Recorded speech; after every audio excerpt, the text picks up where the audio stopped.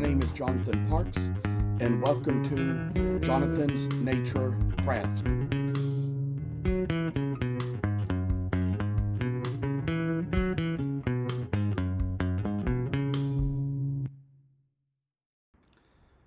I must inform you that I do not live in this house by myself, but live here with other people.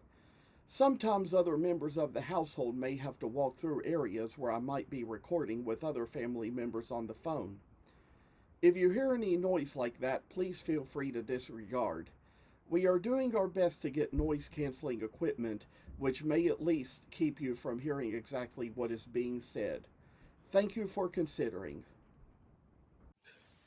Now, as of this moment, there's a little thing I'd like to say, and before we get started, there's just a little something I'd like to tell you about. I know that it's the end of April, and by the time I get this video uploaded, it will probably be May, because it's the last day of April, and tomorrow is the first day of May as I record.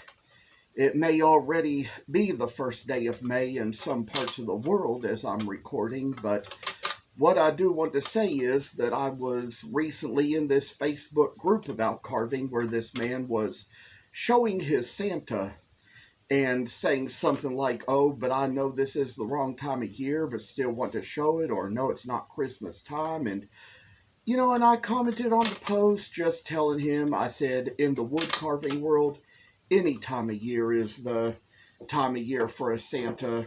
At least that's what I believe, because you will see people out at guilds carving them any time of year, and I say that it's kind of like how, I've kind of got some in my hands and got some that are already carved that I might have in time for July if I have any shows in July that it would be good for. But I will say that there's just a little thing I wanted to come on here and share today about this new challenge video series I'm starting to do, and decided I'd go ahead and do it because there is quite the story as to why, and would like to mention the fact that of all things, with all things that I've done, it's kind of like how in the past I've carved some little St. Niklaas figures from the Rick Butts pattern out of walnut, and I'd say with how those went, we ended up,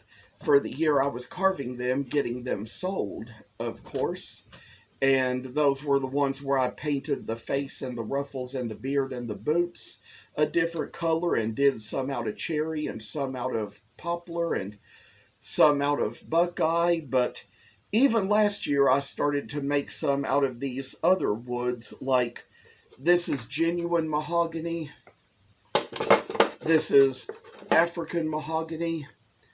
But since I was doing them in July and was kind of informed by my mother that I'd need more Christmas stuff since this would be a Christmas in July show, I didn't finish them exactly the way I had planned, but it turned out that instead I just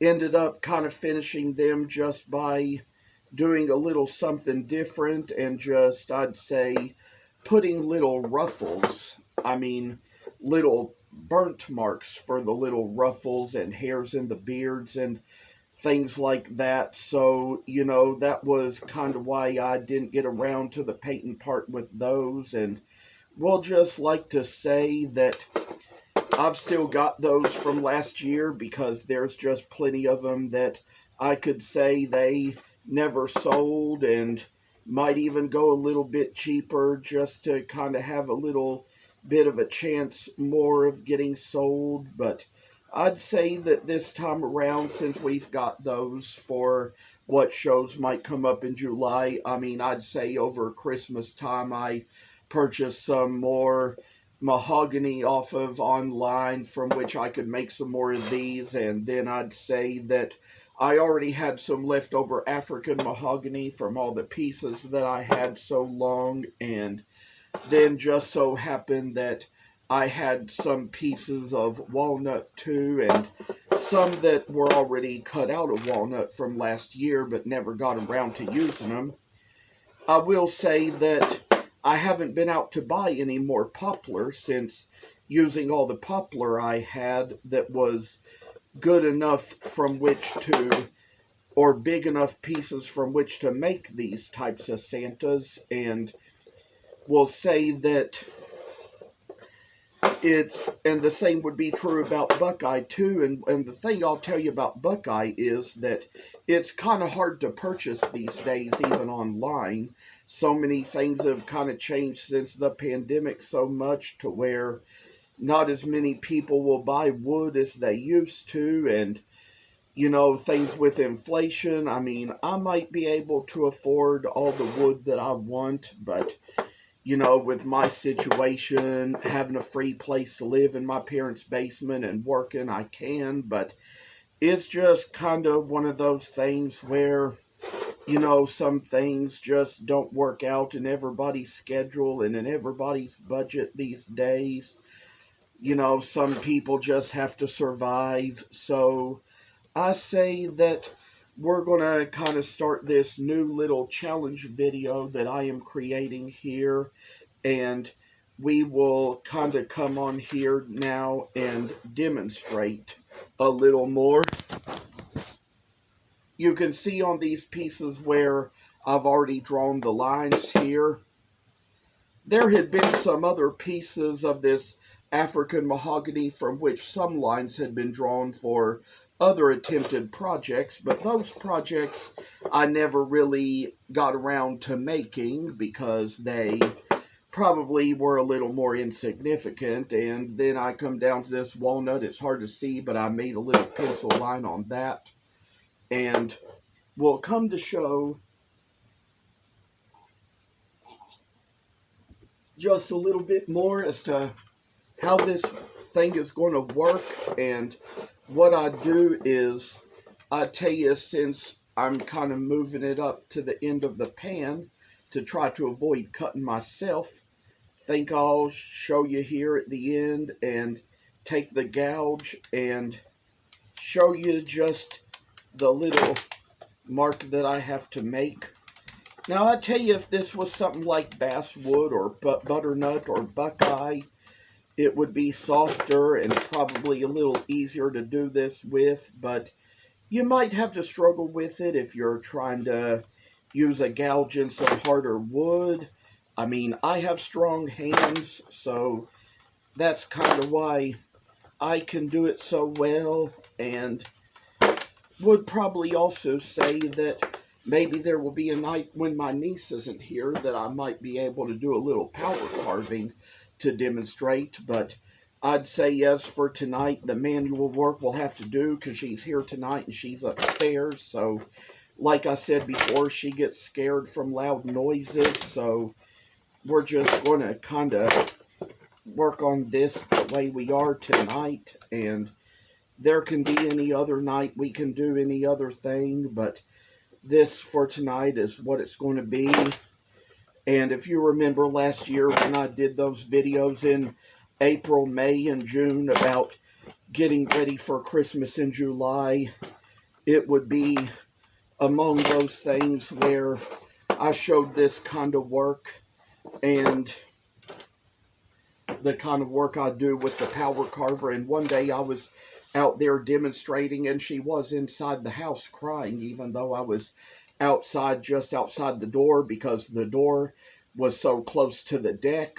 And and it's like she was just kind of in there in a room that is just outside where the door, just inside where the door is. So I came back in and noticed she was crying and she was scared of all the noise. So that's kind of how it is. And I tell y'all, probably also knows this year, probably doing things a little more cheerfully than I could last year. Last year I was in a pretty bad mood with my work situation, but this is a better year and things are just a little more relaxed and easier, and I can manage things very well. So here what you see is coming down to this very end place. And as I've noticed, and as you may have noticed, I have started kind of, really started working on the thumbnails to my YouTube videos. So I'm hoping that's going to make a better improvement here and there. So there's just a lot to do whenever we come down to feeling our work in our hands and in our system. But this is just one of those things where it all comes down to making these good lines.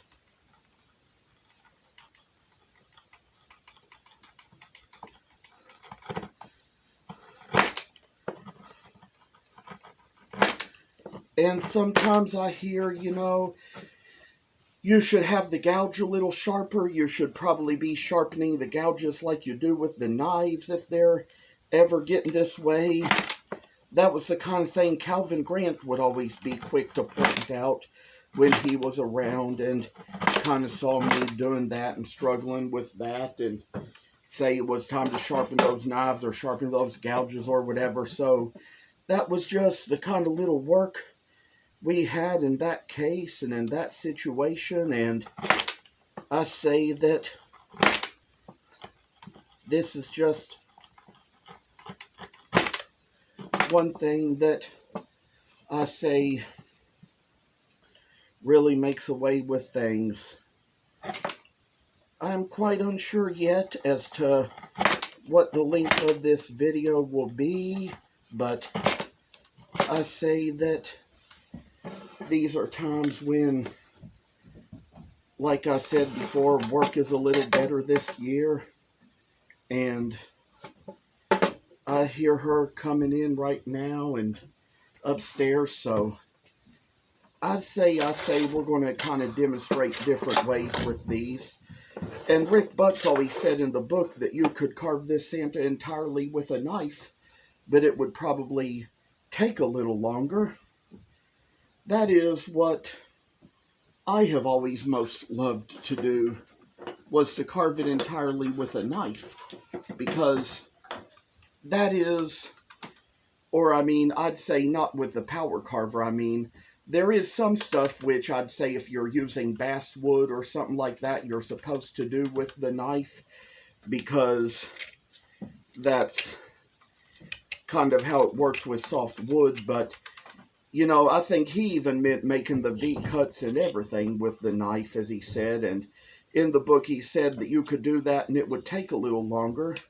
I've gotten used to gouges more recently. I used to do everything with a knife when I first started working on these, and I'd say that, it's kind of like how there's this guy in the group, Dick Matthew, who, has often led the Wood Carvers Guild, and when I first started carving and told him about some of this book, he told me about there being places up in the mountains where people will carve entirely with gouges, but mentioned the fact that he started out with a knife and it was what he was most comfortable with. I'd say for some things I do it with, that's probably what I most prefer, but I say, it's always best to be careful with even knives as well as gouges if you're carving. Now, I've also heard that gouges are even worse. I've heard people say that when they carved, they got cut more times by the gouge than they did by the knife. Either one, both are pretty sharp, and either one can cause a little cut or an injury. But they also just kind of say that the gouges are worse for it for some specific reason. And, and Ray Durham and Dick Matthew used to even show me on their hands the scars they had from the gouge. And I remember it all so well. I say that this is just the kind of thing where we work our way in what we do. Got a little chipping to remove, get rid of all that stuff, and say, goodbye, excess wood. May not be needing you today. I know one thing I tell y'all is little stories I've told in Wood Carvers Guild from the time I first started carving. I was kind of young and foolish at this time, and just kind of at a time in my life where, you know, I'd probably try anything I shouldn't just to see what would happen, and took a bunch of chips of carved walnut and mixed them with coffee grinds and kind of put them in the coffee pot together, brewed it like that and drank it. Luckily, I didn't get too sick. I mean, but I'd say I don't know if it could be so much a danger to get it in your digestive system as it could be to get it in your bloodstream. It could go straight to your blood if you got a cut from it. I've had accidents in my life that happened when I was cutting walnut, and that accident I've told you all many times that happened to my thumb on the bandsaw. That was one of those times, and luckily I got an antibiotic shot when I got that done, so it kind of made it so I just wouldn't get sick from the juglone virus. But that's why they tell you, you know, not to plant a walnut tree too close to anything else. You know, it can kill all the grass that grows around it. You know, and I've heard if you use walnut as mulch, it can kill plants like tomatoes and blueberries that don't hold up to the toxin so well. They say you shouldn't use walnut mulch in a horsey stall because the horses can get it up into their hooves and it can make them sick and kill them. So this is just little things we watch out for, use our caution about, be careful about. And I say that I'm not sure how much time it's going to take to do this whole video, but we might come to an end sooner or later. I might be kind of getting done with cutting off these little places here that are kind of right in front of the face, and what all we do, I tell y'all that this is just an enjoyable little hobby, and I enjoy these days the fact that I can sometimes come on TV and see all this. If you've seen my cardinals and blue jays that I carved out of basswood, the cardinals which I dyed and the blue jays which I painted, it would be one of those things where one thing I'll introduce to you is another thing I kind of did with that same pattern, and that was kind of transverse it to a pattern for a robin, and robins can be brown or black, so I'll be carving the robins out of walnut. I've already gotten 2 walnut blanks cut out or sawn out for them, and that's something that's going to be carved out eventually. Don't know when it'll be, but it'll be sometime, and I say that this is just kind of some work that you can really get your hands into, and it'll tell you so much. You know, wood carving can get addictive sometimes. That's what they all say, and I say that this is a time when I feel like I see how the world can be a good place to get away from social media these days, because I'm taking some time off from it, enjoying the time I'm getting away, and say that it's all just going to be so much better for me. And I'd say with the intros and outros we have to our videos, there's no telling how it's going to be. And even forgot to mention that tonight I decided to come into the shop to carve a while, just to kind of get a little break from being upstairs and being around my niece, and sometimes even like, you know, that other area that I carve in that you see me in sometime, that's like right outside my dad's office. I mean, he has personal business to deal with all the people he has to deal with over the phone in his office. So I just don't try to stay out of that, try not to go over there and hear any of that or listen to any of that. And even my bedroom, to that matter, is like only has one wall between that and the office. So that's kind of why you can sometimes just, hear conversations even in the bedroom, and sometimes I might even come into the shop just to kind of get away from the bedroom and the middle of the basement where I also carve, just to kind of get away from overhearing anything from those conversations that I don't need to hear. It might kind of help for the future to be into the shop, because that way we won't have to worry so much about, what I say about other family members on the phone, and family business they have to take care of on the phone, and how the video might pick up sounds from the phone and things like that. So we're hoping to kind of get that a little bit improved sooner or later. I do appreciate y'all coming on. Thanks for watching.